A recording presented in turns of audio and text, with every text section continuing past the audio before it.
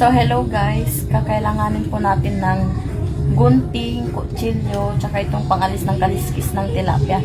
Dahil ooperahan natin yung tilapia ngayon. Samahan niyo ako. Let's go! Alam niyo guys, nung nag-asawa ako, tsaka lang ako naging maalam maglinis ng mga isda. Tsaka magluto gano'n. Tingnan niyo guys, super big! Medyo matigas-tigas pa siya, kaya papalambutin natin. Tatanggalan ko na lang muna siya ng kaliskis. Kaliskis! Kailangan natin mag-ingat dahil Ow!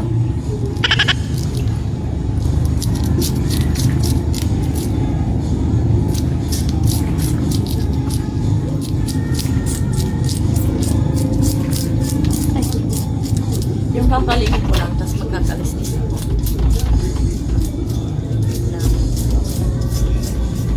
It's super big!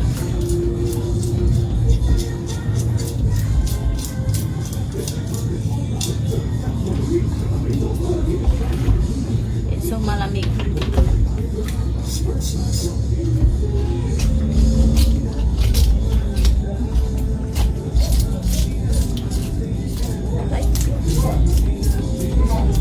Satisfied.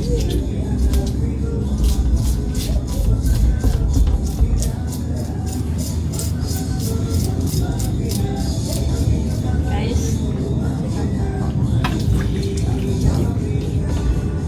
malamig. Mas malamig talaga.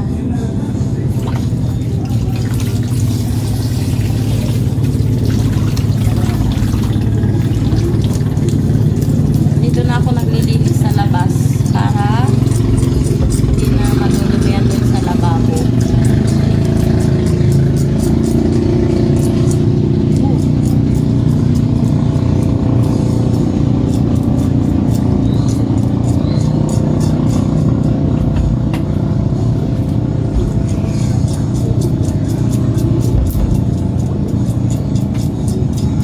Tsaka pasensya na dahil pag naglilinis talaga ako ng mga isda, matagal talaga. Kasi alam mo yun, gusto ko yung malinis na malinis. Tingin na natin yung ano niya. Sige, malabas. Okay.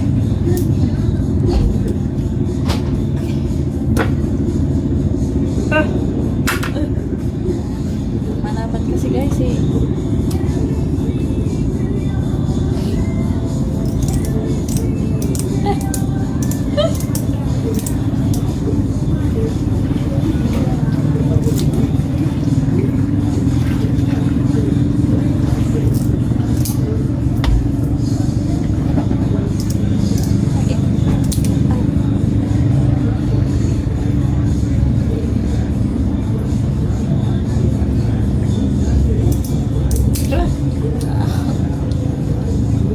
Tapos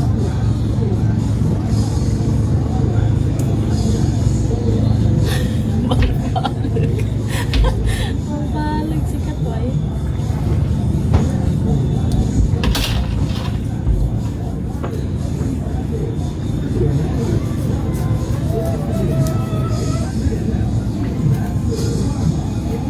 Frozen pa kasi siya. Anaw-nawit din.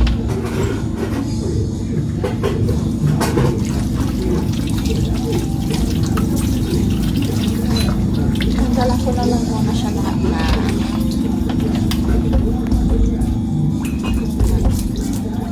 kaliskis.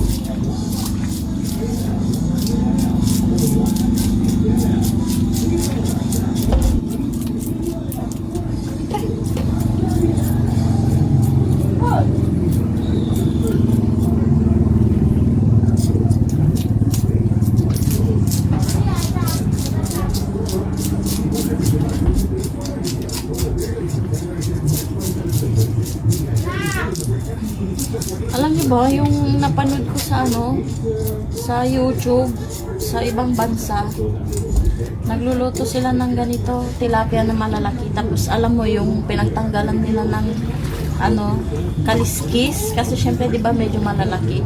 Ang ginagawa nila, piniprito nila. Naku. Piniprito nila, tapos kakainin nila. Alam nyo naman kasi, di ba, pag sa ibang bansa, parang halos lahat kinakain. Na kinakain na yung pwede pag-ganar.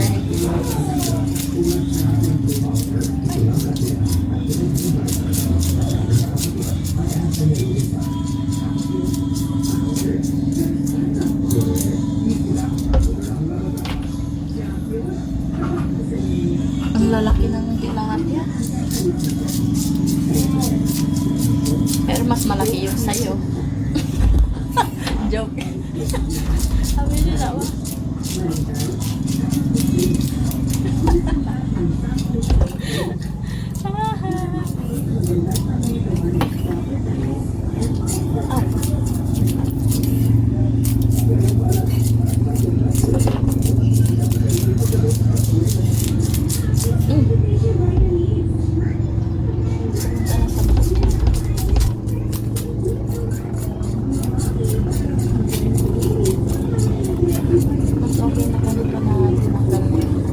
Ipiprito ko to eh. Ipiprito ko na lang siya.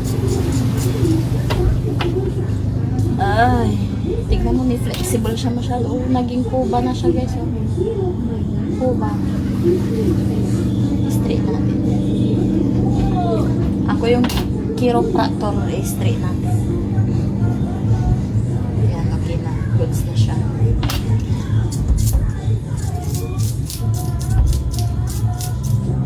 Oh.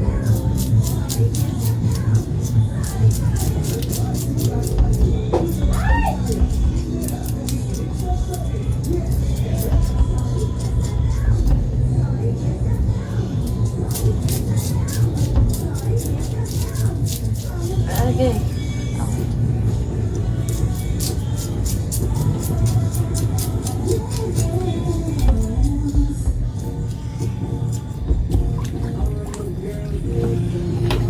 Two, 4, 6 tilapia na malalaki.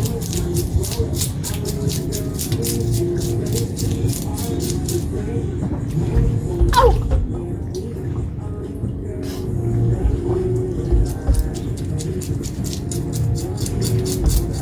Yung magmumura sana ako pero nanonood ka. Sorry na po. Oh.